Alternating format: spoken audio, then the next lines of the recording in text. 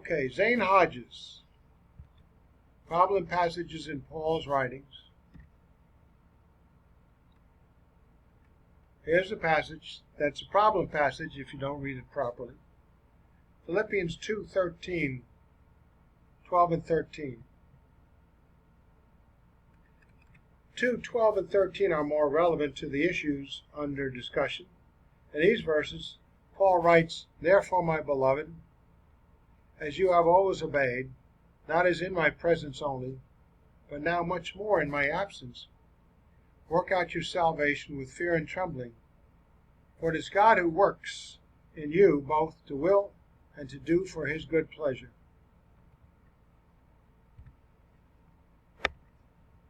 It is clear that if the salvation Paul speaks of here refers to escape from hell, then obedient works are a condition for that. Once again, it would be unwarranted to read into the passage the idea that such obedience is merely the evidence of true faith. That idea has nothing whatsoever to support it in the text. It can only amount to an evasion of the plain declaration that this salvation must be worked out. So many passages go against that if this is salvation from hell. Whatever is involved here, it is manifestly salvation by works. It follows that Paul must be talking about something quite different from the salvation he speaks of in Ephesians 2:8 and 9 and Titus 3:4-7. As a matter of fact, he is. Point 1 he makes here, salvation equals deliverance. That word in the Greek can mean that.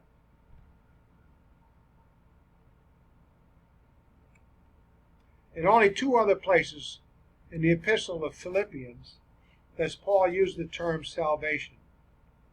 One of these is in 1:19 and 20, where he writes, "For I know that this will turn out my deliverance." Well, the Authorized Version has the word translated salvation. "Through your prayer and the supply of the Spirit of Jesus Christ, according to my earnest expectation and hope, that in nothing I shall be ashamed, but with all boldness as always, so now also Christ will be magnified in my body, whether by life or by death."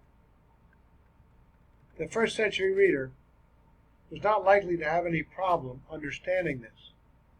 The Greek word for salvation, soteria, simply meant deliverance, as the New King James Version now translates it here. Like the English word deliverance, it could have wide application and was particularly applicable to life-threatening situations. Paul now confronts a life-threatening situation in which the outcome of his impending trial cannot be predicted with absolute certainty.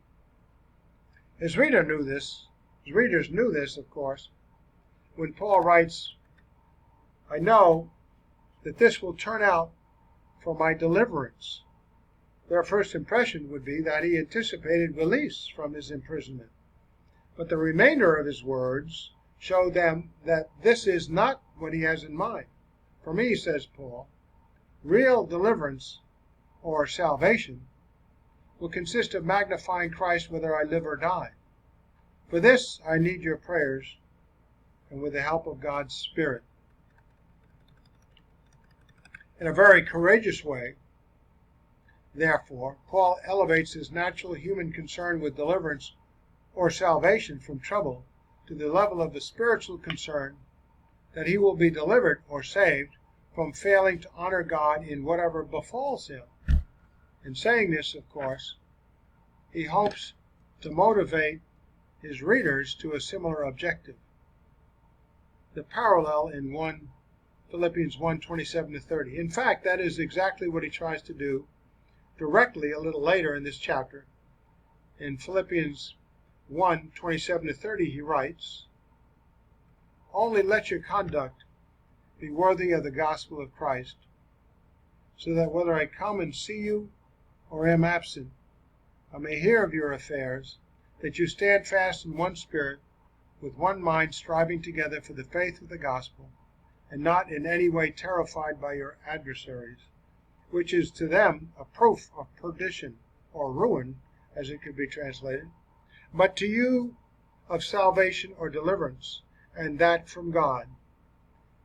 For to you it has been granted on behalf of Christ not only to believe in him, you've been given the gift of faith in him, yet volitionally you exercise that of your own will, but also not only to believe in him, but also to suffer for his sake, having the same conflict which you saw in me, and now here is in me.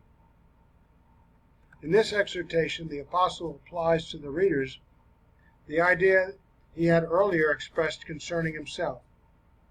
The Philippians also have sufferings, just as he does, but they too can aspire to a deliverance or salvation in which Christ is magnified in them as well.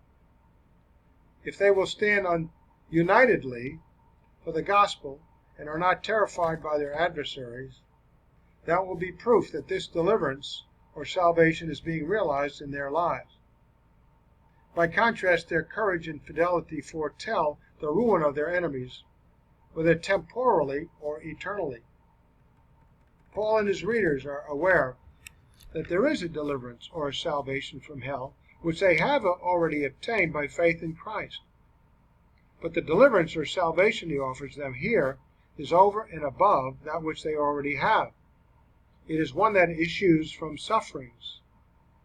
Therefore, Paul can say, "For to you it has been granted not only to believe in him, but also to suffer for his sake."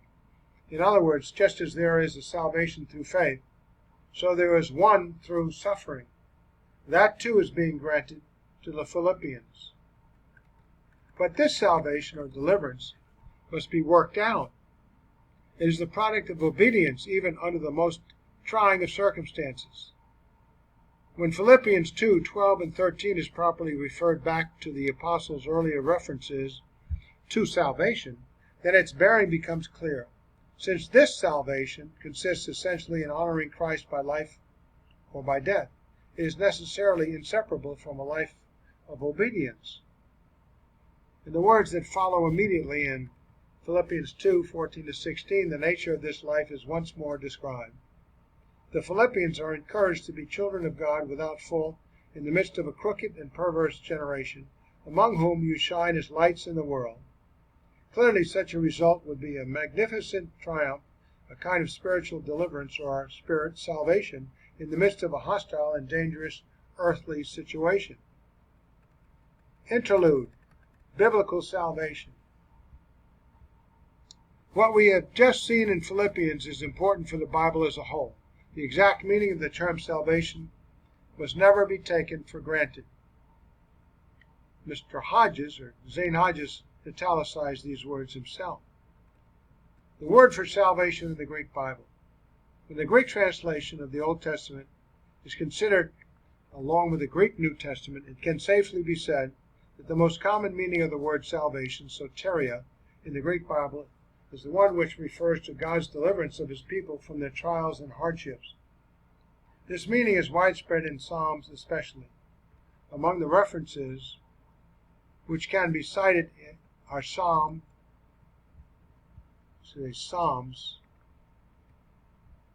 38, 18:3, 35, 46, 50, and so on, etc.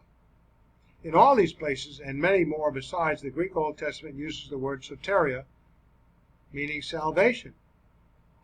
First century Christians, therefore, were every bit as likely to understand a reference to salvation in this sense as they were to understand it in the sense of escaping from hell. New Testament interpreters forget this fact very frequently. In place of careful consideration about the sense which the term salvation has in any given context, there is a kind of interpretive reflex action that automatically equates the word with final salvation from hell.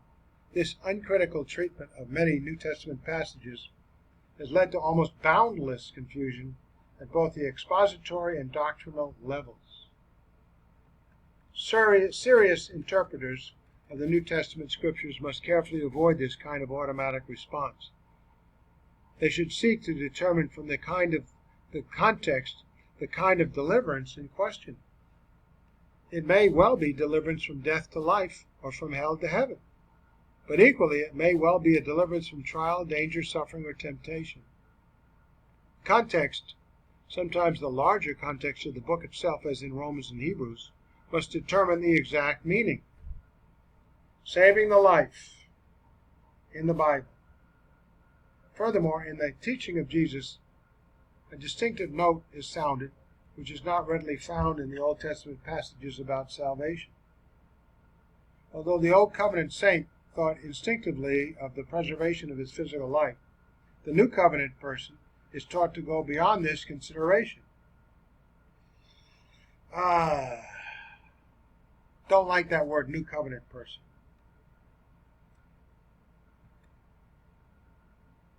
I would like to say this. I.e.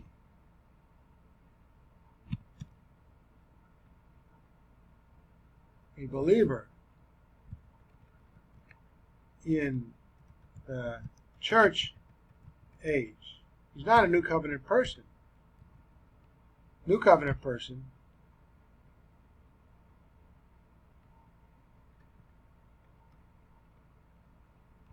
for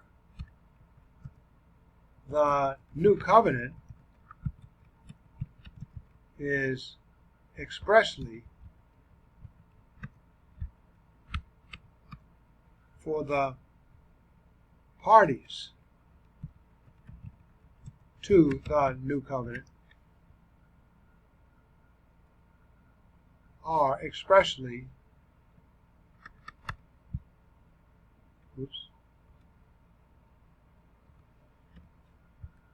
who? Israel and God alone. The church benefits from the New Covenant between God and Israel, but it isn't, the church age believers are not New Covenant people. So,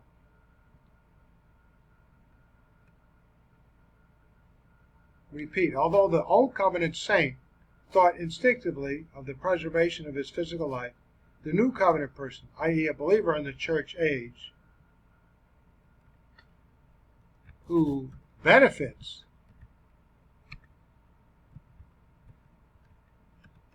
from the New Covenant,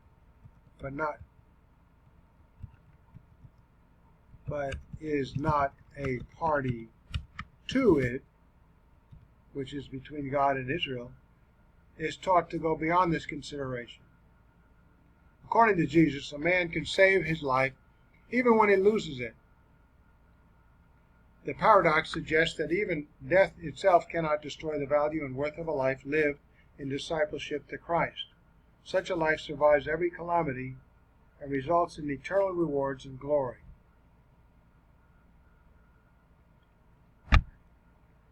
Paul is not far from such a thought in Philippians. To be truly delivered in suffering is not necessarily to survive it physically, but to glorify Christ through it. The same idea is present in the Apostle Peter's famous passage on suffering found in 1 Peter 1:6-9. The expression in verse 9, which is translated, the salvation of your souls, would be much better translated according to its normal Greek sense, the salvation of your lives, temporal lives, the deliverance of it, the preservation of it. Peter is describing the messianic experience in which the believer partakes of Christ's sufferings first, in order that he might subsequently share the glory to which those sufferings lead. In this way, the life is saved, even when paradoxically it is lost, because it results in praise, honor, and glory at the revelation of Jesus Christ. The quote's there. In fact, it can be said that there is not a single place in the New Testament where the expression to save the soul ever means final salvation from hell.